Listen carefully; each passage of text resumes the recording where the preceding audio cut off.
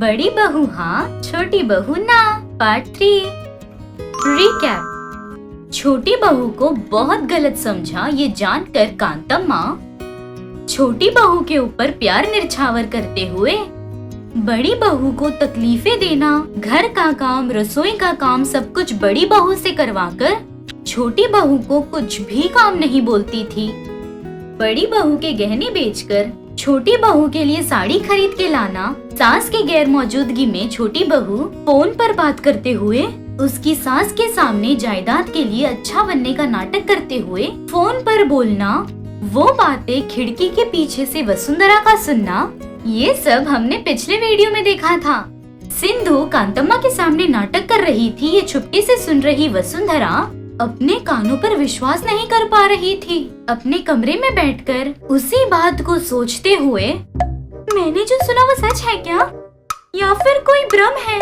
मुंह में से एक शब्द भी बाहर नहीं निकालती ऐसी देवरानी को इतना घमंड है। बाप रे, क्या नाटक कर रही है। पिक्चर वाले लोग भी इसके सामने फेल है। इसकी सारी सच्चाई बाहर निकालकर इस घर को मेरी सास को बचाना होगा। अर्जेंटली ये बात सास को बतानी होगी। ऐसे बोलकर अपने कमरे से बाहर आते हुए, सासू माँ, कहाँ है आप? सासू माँ ऐसे जोर से चिल्लाते हुए बुला रही थी। वो आवाज सुनकर सिंधु बाहर आकर, क्या दीदी, क्या चाहिए, ऐसे कहती है।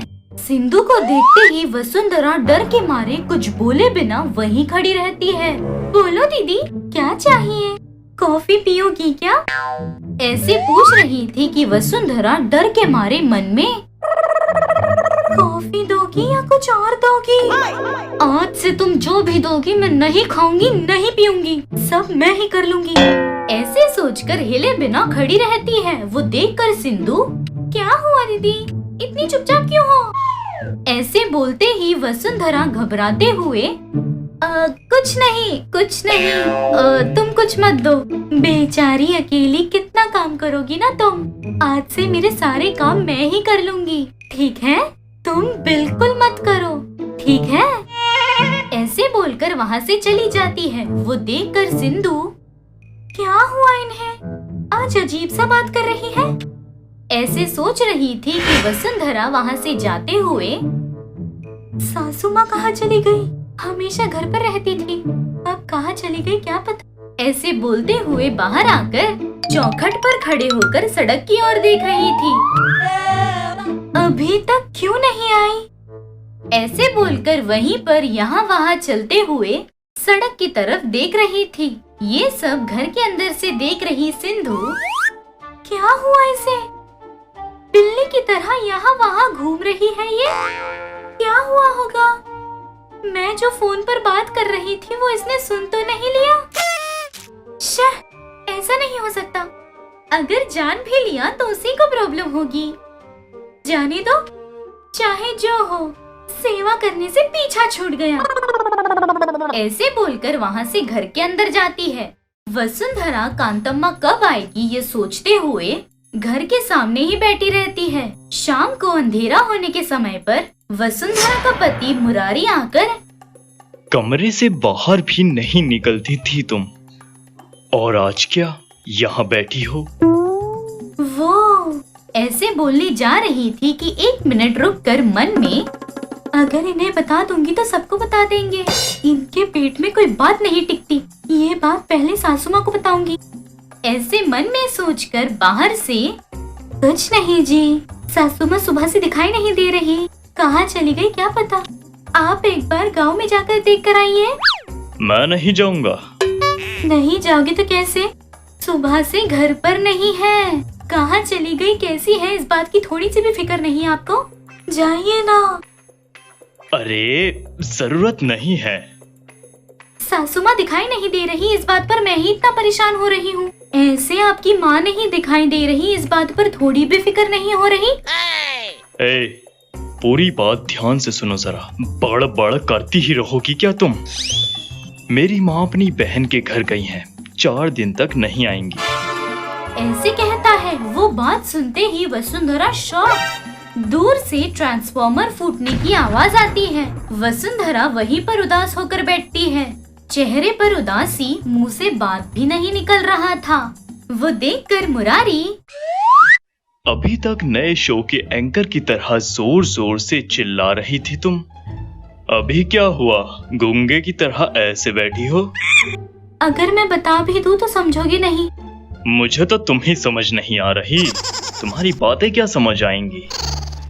ऐसे बोलकर घर के अंदर जा रहा था। वो देखकर वसुंधरा, कहाँ जा रहे हो? जंगल में, दिखाई नहीं दे रहा, अंदर जा रहा हूँ। रुकिए, मैं भी आई। आओ। ऐसे बोलकर दोनों घर के अंदर आते हैं। अंदर आते ही मुरारी बेटा सिंधु, ऐसे सिंधु को बुला रहा था। सिंधु का नाम सुनते ही वसुंधरा का चेहरा बदल जाता है। तुरंत, अभी उसे क्यों बुला रहे हो आप? हाँ, कॉफी बनवा कर पीने के लिए।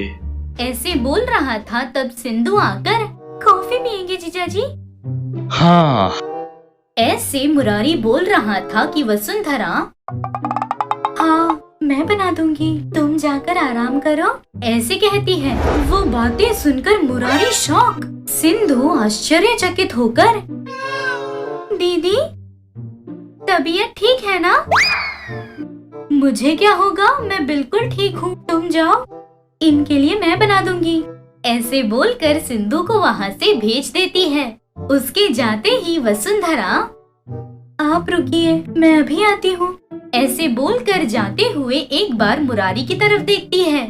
मुरारी कुछ बोले बिना ऐसे ही वसुंधरा को देख रहा था। वो देखकर वसुंधरा, क्या हुआ इन्हें, छोड़ो, ऐसे बोलते हुए रसोई घर में जाती है। कॉफी बनाकर कप में ले आती है। फिर भी मुरारी ऐसे ही उसकी तरफ देख रहा था। वो देखकर वसुंधरा, ए जी सुनिए, ऐसे सर उठाकर वसुंधरा की तरफ देखकर, क्या ये तुम ही हो? शादी के बाद जब पहली बार कॉफी मंगाया था, क्या कहा था याद है? क्या कहा था? शक्कर ज्यादा डालूं या कम डालूं, ऐसे पूछा होगा। अच्छा, एक बार वहाँ देखो। ऐसे हाथ उठाकर फ्लैशबैक दिखा रहा था। मुरारी हॉल में बैठकर पेपर पढ़ते हुए, वसु वसु। अरे क्या है जी, वसु वसु कर रहे हो? अभी मैंने क्या कहा जो इतना चिढ़ रही हो? वसु कहकर प्यार से ही तो बुलाया। अच्छा, तो मैं भी इतने ही प्यार से पूछ रही हूँ, क्या हुआ जी? बाप रे, प्यार बांधों में बाढ़ लाने जैसा लग रहा है। तो मैं कुछ भी करूँ उतना तो रहेगा ना जी? रहने दो, लेकिन तुम्हारे सोने के हाथों से मुझे एक कप कॉफी बना के दे दो। ऐसे बोलते ही वसुंधरा आश्चर्य होकर, क्या मैं कॉफी बना कर दूं? आप मेरे बारे में क्या सोचते हो? मैं कोई काम वाली हूँ क्या? इस घर की बहू हूँ, मैं कॉफी बनाऊँ क्या? अरे, मैं कॉफी बनाकर एक कप 10 रुपए की है ऐसे बेचने को थोड़ी कह रहा हूँ। मुझे बनाकर देने कहा। पति को कॉफी बनाकर देना भी गलत है क्या? ये सब मुझे नहीं पता, मुझे कॉफी बनाना नहीं आता जी। जाकर हम दोनों के लिए कॉफी बना कर ले आइए। और हाँ, मेरे कप में 1 स्पून शुगर एक्स्ट्रा डालना, ऐसे कहती है। वो बातें याद करके मुरारी, ऐसे थी तुम, ऐसे क्यों बदल गई? मुझे अभी जानना है, अभी ही जानना है। ऐसे जोर से कहता है। अभी वसुंधरा क्या करेगी?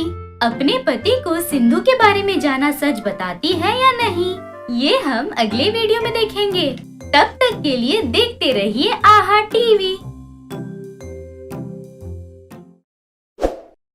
एक गांव में अनसुया अमृता नाम की 2 सास बहू रहती थी।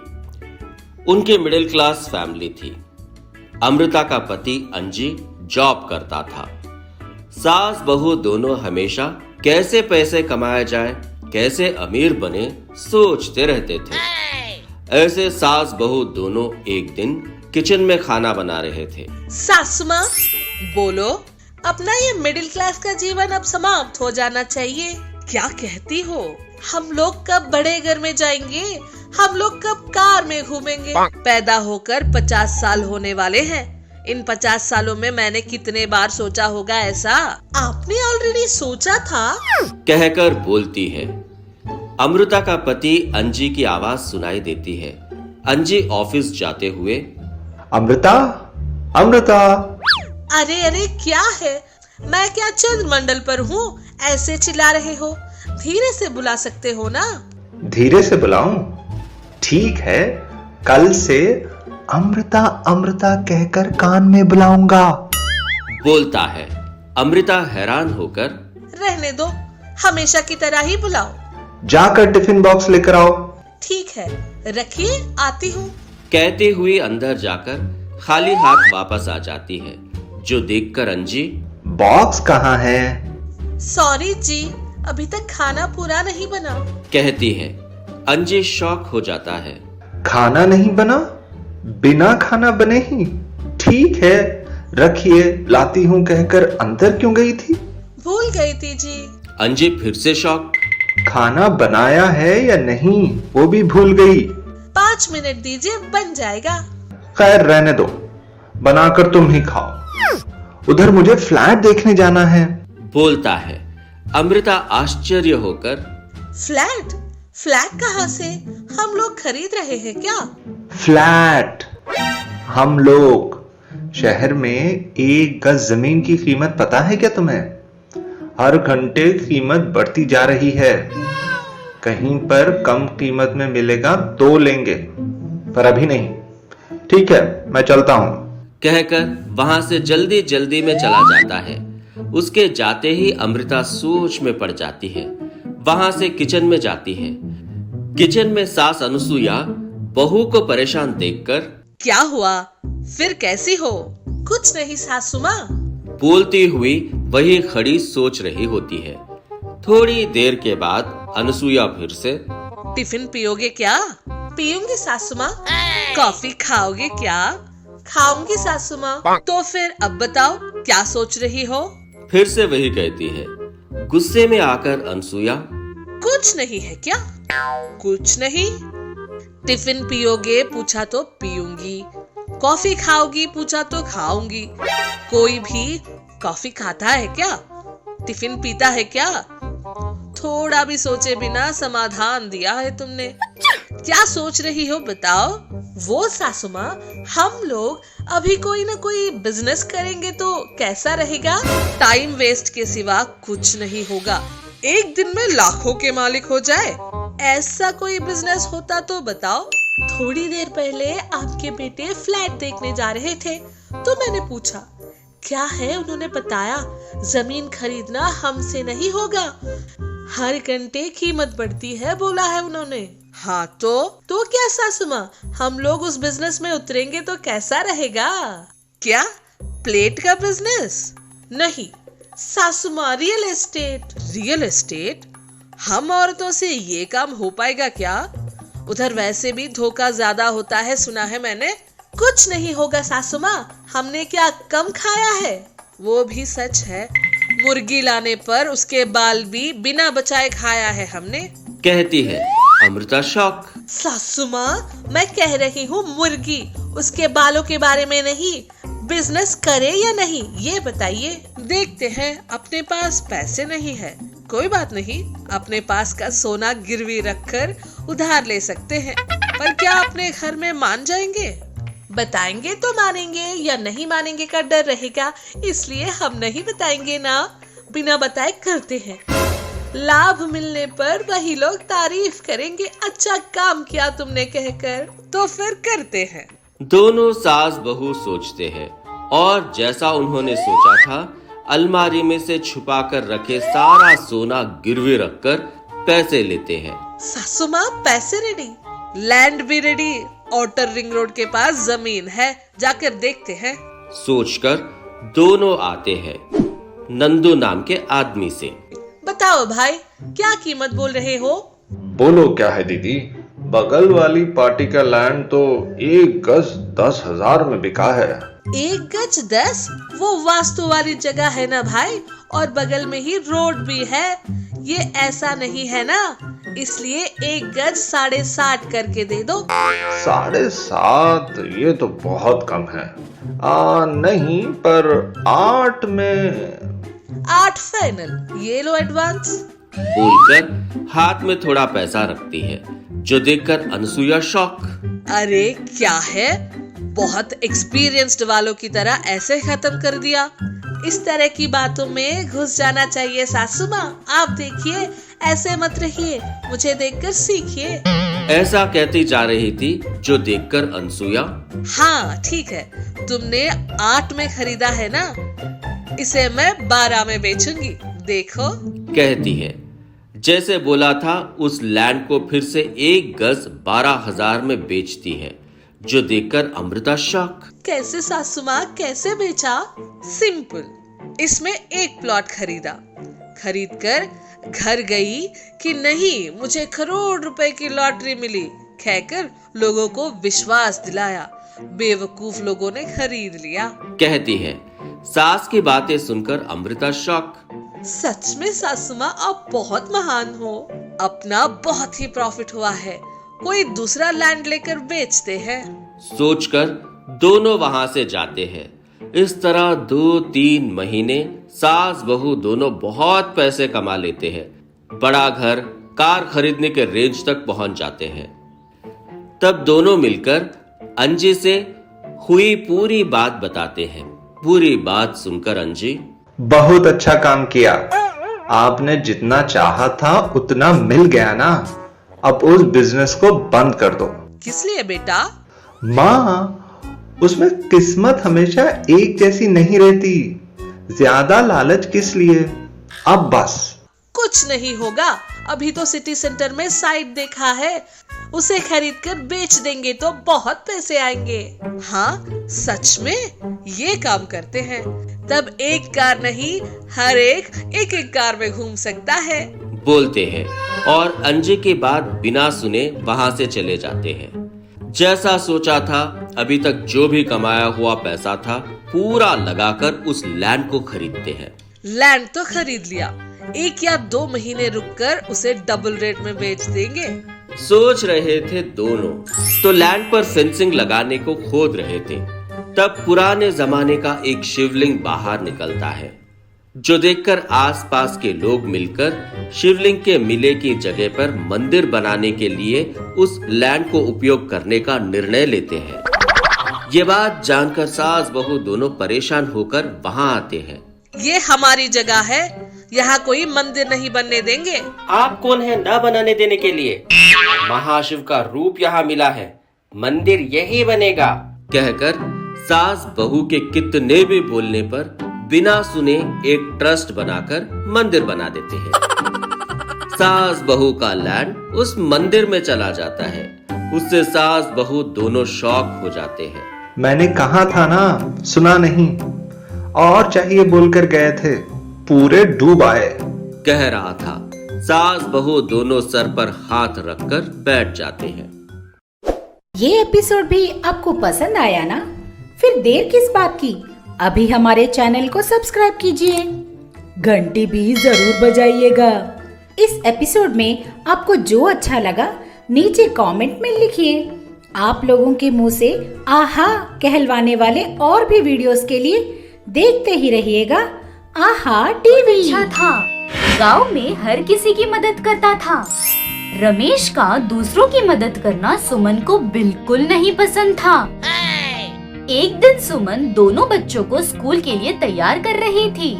बगल में रमेश भी था। तभी गोविंद नाम का आदमी आकर, मालिक नमस्ते। हाँ नमस्ते नमस्ते, क्या गोविंद कैसे आना हुआ? मालिक, वो बेटी की शादी रखी है। अच्छा, बहुत अच्छी बात है, रुको अभी आता हूँ। ऐसे बोलकर वहाँ से उठकर कमरे में जाता है। उसके जाते ही सुमन, क्या गोविंद? हाँ बोलिए ना। इसके लिए उसके लिए हाथ फैलाने में शर्म नहीं आती? तुम्हें बोलकर क्या मतलब, इन्हें बोलना चाहिए। सारे पैसे दान कर रहे हैं, बुद्धि भ्रष्ट हो गई है इनकी। बेटी की शादी तय की, मांगने आ गया यहाँ पर। ऐसे बोलते ही गोविंद एक भी मिनट रुके बिना वहाँ से तुरंत चले जाता है। उसके जाने के कुछ समय बाद रंगैया आकर, गोविंद गोविंद, सुमन गोविंद कहाँ है? क्या पता, मुझे क्या पता? यहीं पर रहने कहा था ना, तुमने कुछ कहा क्या? बोलते ही सुमन बहुत गुस्से से हाँ कहा, क्या कर लोगे?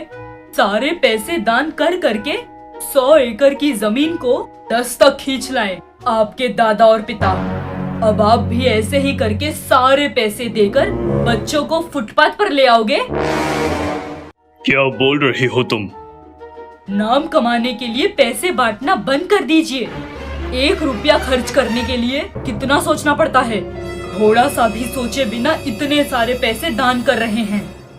दान करेंगे तो पुण्य मिलेगा। सारे पैसे दान करने के बाद पुण्य नहीं, हाथ में चप्पल आएगी। देखो, मुझे ज्यादा बात करना भी पसंद नहीं।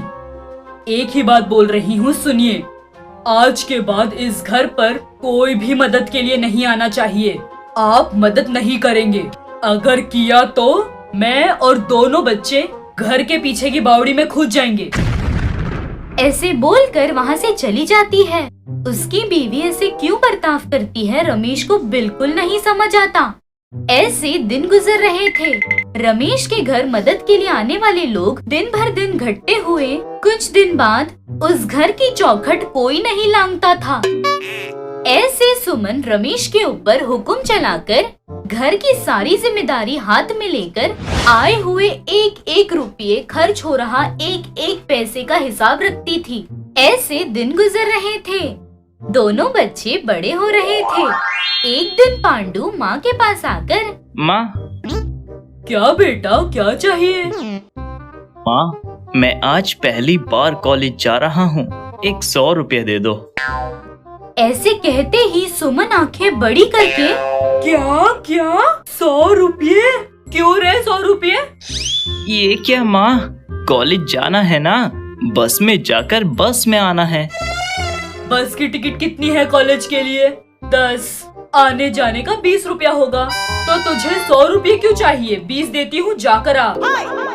ऐसे 20 रुपये निकाल कर हाथ में देती है। वो देखकर पांडु चिढ़कर, ये 20 भी क्यों, अपने पास ही रखो, मैं साइकिल से चला जाऊंगा। अगर वो भी नहीं हुआ तो पैदल ही चला जाऊंगा। ऐसे बोलते ही सुमन बहुत खुश होकर, अच्छा, तो फिर और अच्छा है, 20 भी बच जाएंगे।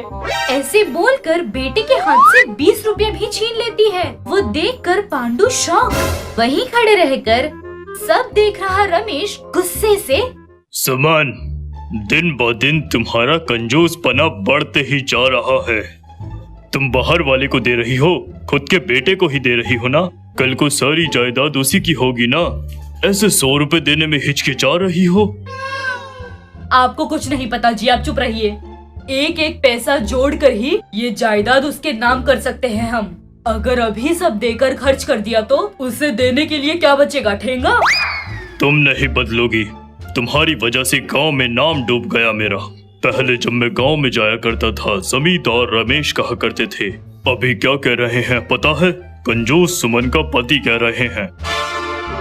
अच्छा है ना, आपके नाम के आगे मेरा नाम है।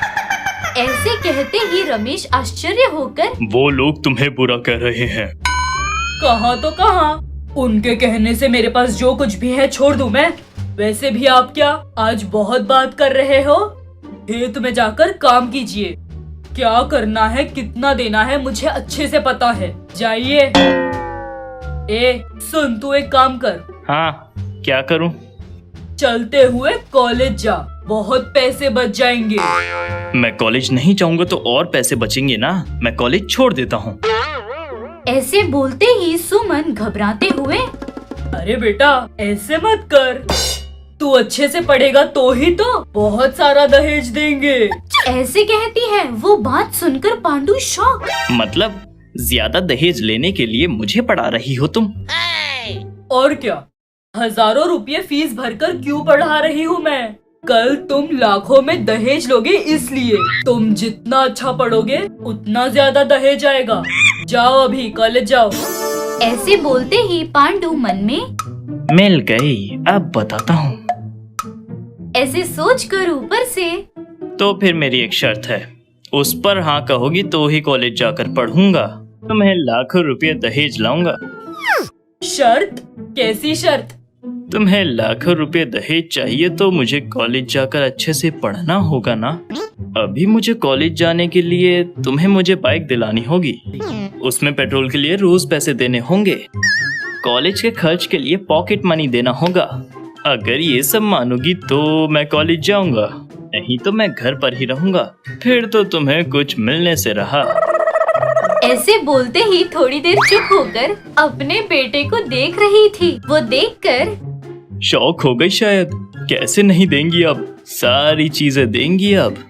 ऐसे मन में सोच रहा था कि सुमन जोर से हंसते हुए ऐसे हंस रही थी कि पांडु आश्चर्य होकर क्या हुआ माँ को, ऐसे क्यों हंस रही हैं?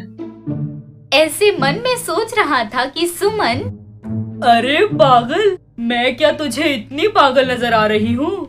ऐसे तेरे ब्लैकमेल करने से जो कहेगा वो दिला दूंगी। ये चालबाजी यहाँ नहीं चलेगी। ये क्या? तेरी फरमाइशें पूरी करके तुम्हें कॉलेज भेजूंगी तो तेरे दहेज के पैसों से भी ज्यादा 10 रुपये ब्याज के हिसाब से देंगे तो और ज्यादा पैसे आएंगे। ऐसे कहती है। वो बात सुनकर पांडु शॉक। ऊपर से अगर तेरा कॉलेज छुड़वा कर काम पर रखा तो तेरी कमाई भी आ जाएगी। और रही दहेज की बात, हमारी जायदाद को देखकर दहेज आ ही जाएगा। अब बोल क्या करना है? कॉलेज छोड़कर काम पर जाएगा या साइकिल पर जाएगा? सोच ले तू ही। ऐसे बोलते ही पांडु 1 मिनट भी सोचे बिना साइकिल पर ही जाऊंगा। तुम ऐसा मत करो माँ। अच्छी बात है, जाओ। ये लो, ये 20 रुपये रख लो। क्यों? हर दिन तुझे सिर्फ 20 रुपये दूंगी मैं, इसलिए अगर नहीं चाहिए तो जाने दे। हाँ, दो। ऐसे वो 20 रुपये लेकर वहाँ से जा रहा था। सुमन वहीं खड़े रहकर देख रही थी। ऐसे सुमन घर और बाहर वालों के साथ एक ही तरह सुलूक करके 1-1 रुपये का हिसाब करते हुए महाकंजूस औरत बन गई थी। दिन गुजरते गुजरते क्या होता है, आई हुई दोनों बहुएं उसे बदलती हैं या वो ऐसे ही रह जाती है, ये हम अगले एपिसोड में देखेंगे। तब तक के लिए देखते रहिए आहा टीवी।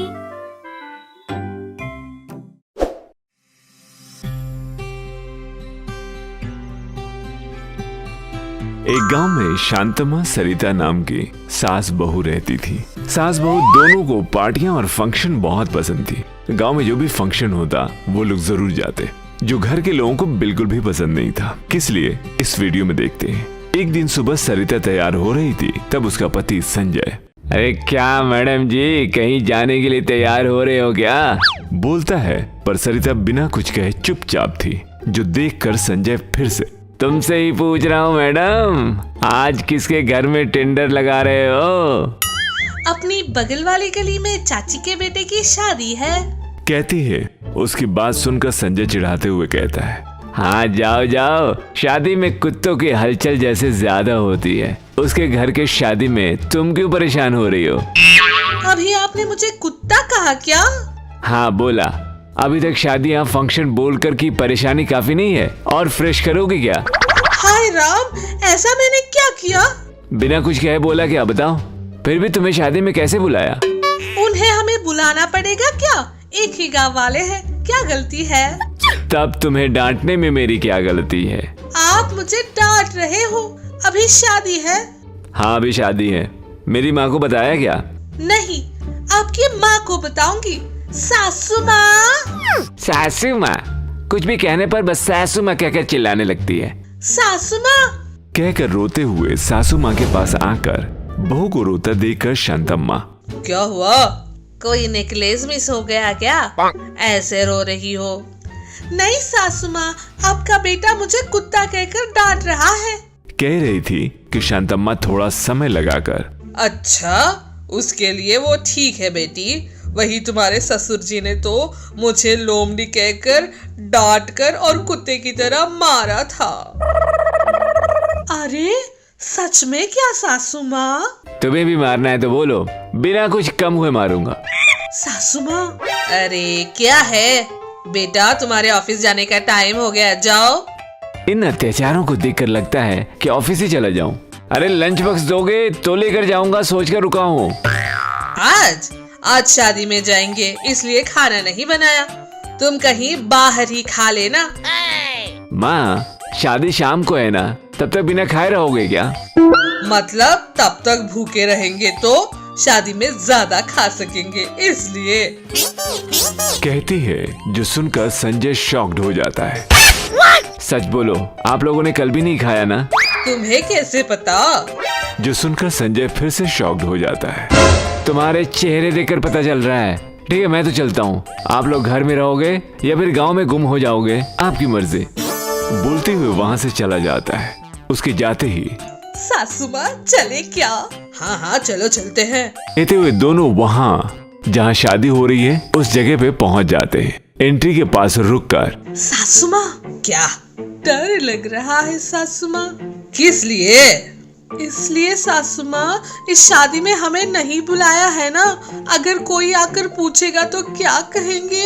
कोई नहीं पूछेगा, झुंड में मिल जाएंगे हम। अगर कोई पूछेगा तो शादी वालों की तरफ से है कह देना। ठीक है सासू माँ, अगर ऐसा नहीं तो मैं एक तरफ रहती हूँ और तुम दूसरी तरफ रहो। अगर कोई पूछेगा तो तुम बातें करने का नाटक करते हुए मेरे पास आ जाना। हाँ सासू माँ, ये प्लान अच्छा है। आप दाई तरफ जाइए, मैं बाई तरफ जाती हूँ। सोचकर दोनों अंदर आ जाते हैं। जैसे सोचा था, अंदर आकर दोनों दूसरी तरफ जाते हैं। शांतम्मा सुबम्मा नाम की औरत के पास आकर, भोजन कहाँ लगा रहे हैं? शादी देखने आए हो या खाने आई हो? शादी में खाने के लिए आई हूँ। आप किस लिए आए हो? मैं शादी देखने आई हूँ। तो फिर यहाँ क्या कर रही हो? शादी वहाँ हो रही है, जाकर देखो। सोचते हुए वहाँ से आगे जाती है। वहाँ संगीता अपनी सास को देखकर चलते हुए शांति नाम की औरत के पास आती है, टक्कर मार के। अरे सॉरी माफ करिए। कोई बात नहीं। आप लड़कों वालों की तरफ से है या लड़की वालों के? मैं शादी वालों की तरफ से। कहती है। शांति को शक हो जाता है। क्या पूछ रही थी कि सरिता दूर खड़ी सास को देखकर, हेलो सासू माँ, कैसे हो? आ रही हूँ, वहीं रुके। बोलकर जा रही थी। दूर खड़ी शांतम्मा भी हाथ हिला रही थी, जो देखकर शांति बिना कुछ कहे वहाँ से चली जाती है। सरिता सास के पास आकर, सासू माँ क्यों, क्या बोल रही है? आप किसकी तरफ से हो पूछ रही थी। उससे क्यों ये सब? ठीक है, भोजन कहाँ लगा रहे हैं देखा क्या? हाँ सासू माँ, वो देखो उस पर्दे के पीछे लगा रहे हैं, चलो चलते हैं। कहते हुए दोनों प्लेट लेकर वेटर के पास आ जाते हैं। देखो बाबू, ये वो कुछ नहीं है, जो कुछ भी है इसमें सब रख दो। जो भी है इस प्लेट में नहीं आएगा मैडम जी। ठीक है। बोलकर तुरंत शांतम्मा वहाँ से जाती है। पीछे से सरिता आकर, देखो बाबू, कोई भी एक आइटम इस प्लेट में रखो। ठीक है माँ। बोलकर बिरयानी प्लेट भर के रख देता है, जो देखकर शांतम्मा, क्या सिर्फ एक ही लिया और नहीं लोगी? अरे सासू माँ, इस तरह सभी आइटम एक बार लेने से नजर लग जाएगी और देखने वालों को भी अच्छा नहीं लगेगा। इसलिए कोई एक आइटम लेकर पेट भर खाकर फिर से जाकर दूसरा आइटम लूंगी। कहती है। उसकी बात सुनकर शांतम्मा शॉक्ड हो जाती है। दूर से संजय की आवाज सुनाई देती है, रखो रखो, ये पेट फटकर जो भी खाया है सब बाहर आने तक रखो। बोलता है। ये बात सुनते ही सास बहू दोनों पीछे मुड़कर देखते हैं। पीछे संजय इन दोनों को गुस्से से देख रहा था। संजय को देखते ही सरिता, आप यहाँ कैसे आए? ये बात तो मुझे पूछनी चाहिए। आप लोग बगल की गली में चाची की लड़की की शादी में गए थे, 10 किलोमीटर दूर इस शादी में क्यों आए हो? वो उन लोगों की शादी कैंसिल हो गई। ये भी पहचान वालों की शादी है, इसलिए आ गए। तुम्हारा सिर नहीं है, सब झूठ। सच तो ये है कि आज अपने गांव में कोई शादी ही नहीं है और शादी का खाना खाने के लिए तुम यहाँ आए हो। हमारे बारे में रहने दो। इस टाइम में तुम्हें तो ऑफिस में होना चाहिए, यहाँ क्यों हो? अरे वो शादी का खाना कहते ही मेरे मुंह में पानी आ गया, इसलिए छुट्टी ले ली। बाहर जाकर देखा तो थिएटर क्लोज था, इसलिए बगल वाली गली में ही सोचकर यहाँ आ गया। कहता है जो सुनकर सास बहू दोनों शॉक्ड हो जाते हैं।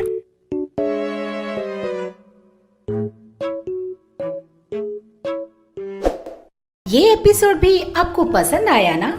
फिर देर किस बात की, अभी हमारे चैनल को सब्सक्राइब कीजिए, घंटी भी जरूर बजाइएगा। इस एपिसोड में आपको जो अच्छा लगा नीचे कमेंट में लिखिए।